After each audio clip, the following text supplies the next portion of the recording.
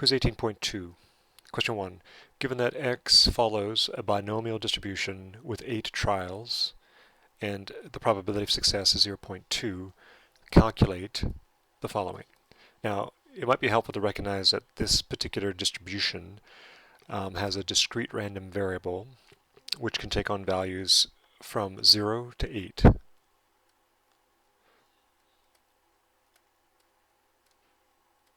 So in the first question, we're looking for what's the probability that the value of x is 0. Well, there's two ways to do this. One is to use the binomial coefficient, or the formula, where we say 8C0. The probability of success, 0.2 raised to the power 0. The probability of failure, 0.8 raised to the power 8.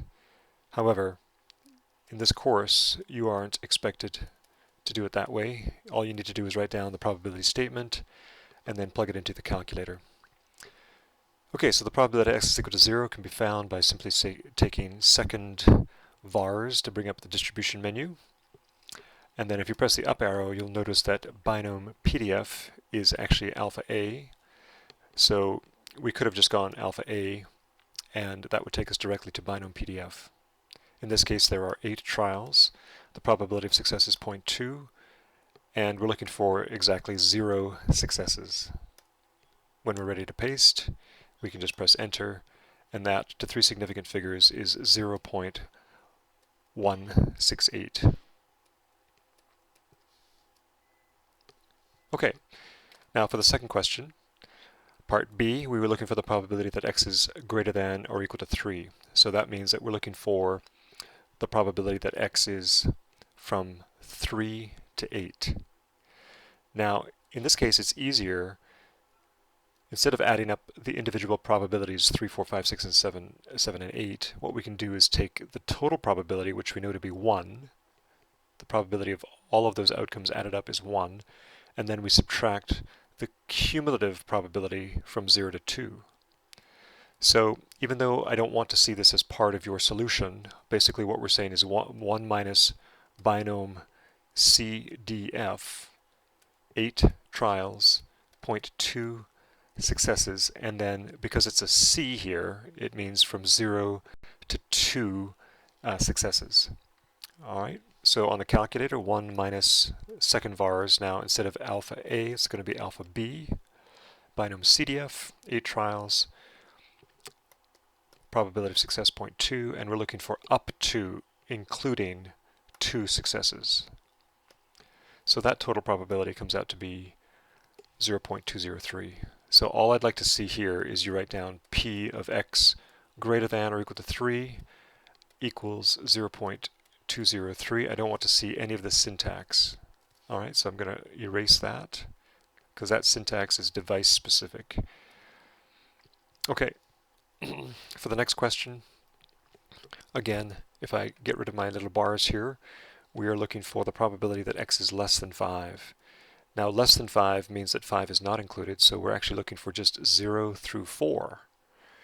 And so, once again, we could say the probability that x is less than 5 on a calculator can be done by just going second vars, alpha b, 8 trials, 0.2 success, and then up to including 4 successes would mean that we have a probability of 0.9895, so that's going to be 0.990. Okay, and then the last question is 4 to 6 inclusive.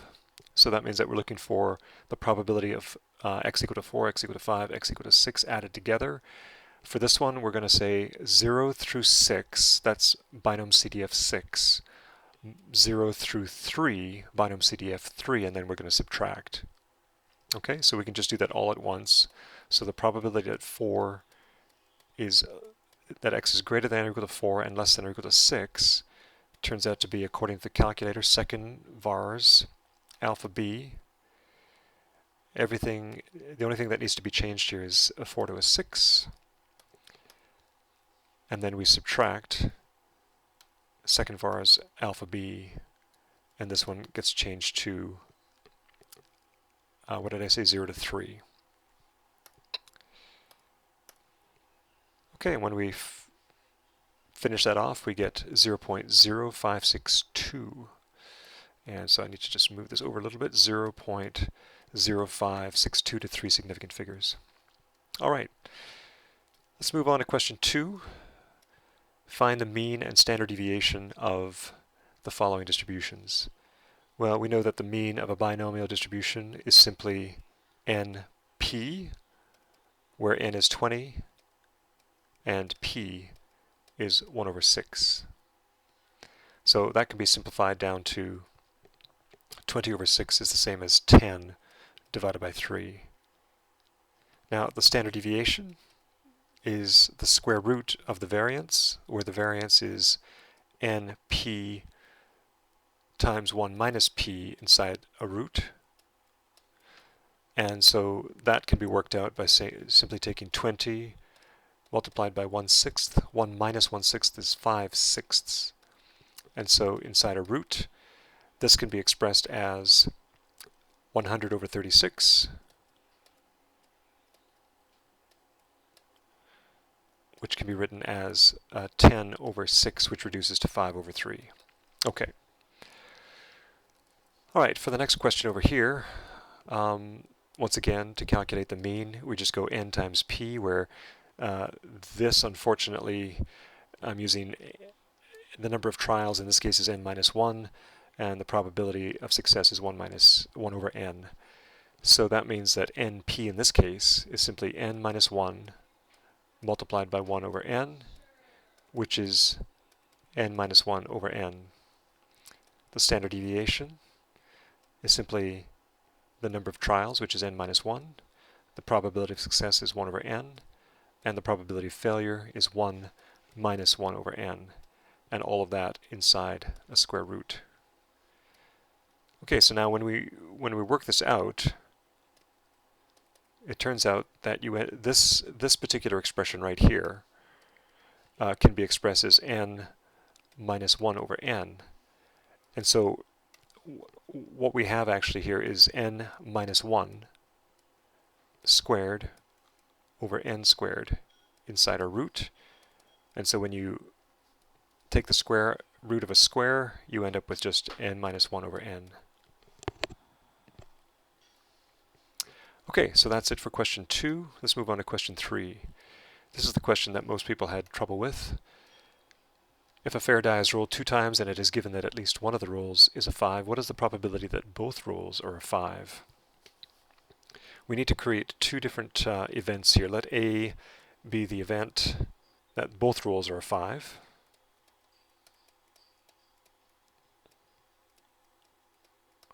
And let B be the event that at least one roll is a 5.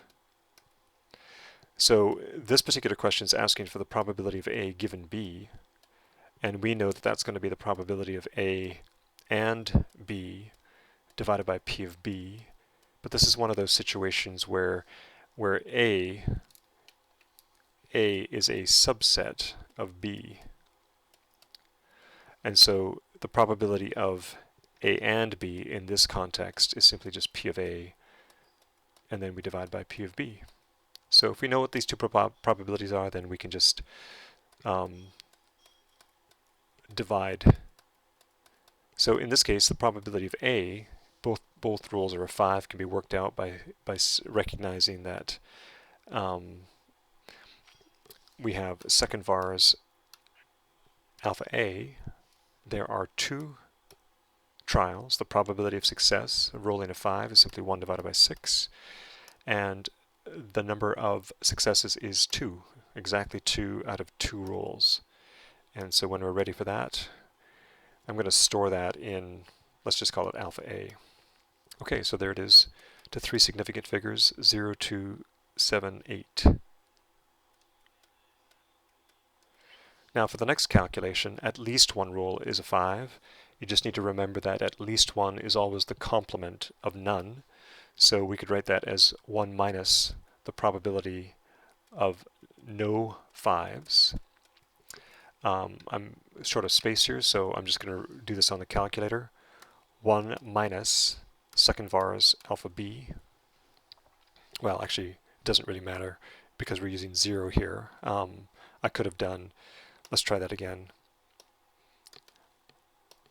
1 minus second vars alpha A, 2 trials, 1 divided by 6 is the probability of success. That's the probability of rolling a 5 when you roll a fair-sided die, a 6-sided die. And then the x value in this case is 0. Okay, and so that turns out to be that, and I'm going to store that in alpha b, so I don't have to re-enter the number. So that's 0.3055. Well, let's say 306. Okay, so then if I want to calculate this ratio, it's going to be the number 0.20278 divided by 0.306, but remember we're using the stored values, so this is simply alpha a divided by alpha b, and that turns out to be 0.0909, and if you remember the shortcut for repeating decimals, that's just going to be 9 over 90, which is, sorry, 9 over 99, which is 1 over 11. Okay, let's just check that. 1 divided by 11. Yeah, there it is, same thing, 0.909. Okay. All right, and then the last question involves comparing two probabilities. It turns out that this very question, or a question very similar to this, was the motivation for developing this whole area of probability, particularly in games of chance. So, for example, if I want to roll 3 sixes in 4 rolls, I could say that this particular random variable follows a binomial distribution where there are 4 rolls or 4 trials, and the probability of rolling a 6 on any one of those trials is just simply 1 over 6. And in this case, we're looking for the probability that the discrete random variable, the number of 3's that shows up is, sorry, the number of 6's that show up is 3.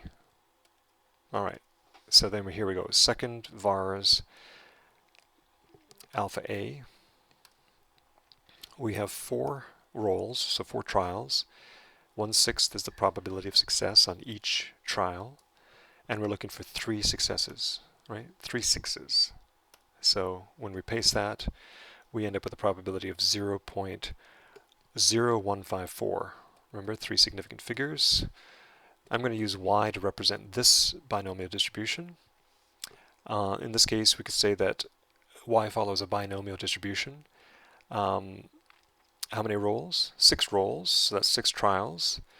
And then what's the probability of a success? Well, a success in this case is either rolling a 5 or a 6. So that would be 2 out of 6, which is 1 out of 3. And in this case, we're looking for the probability that y is equal to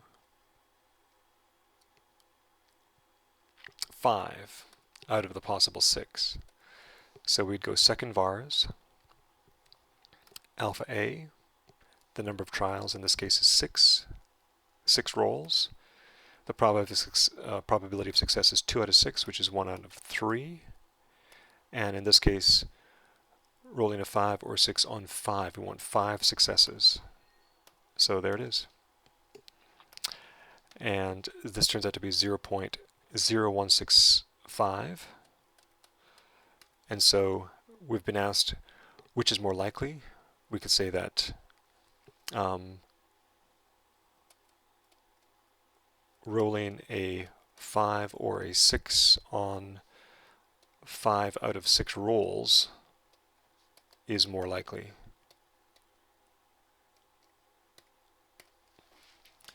Okay, I hope that helps. Let me know if you have any questions.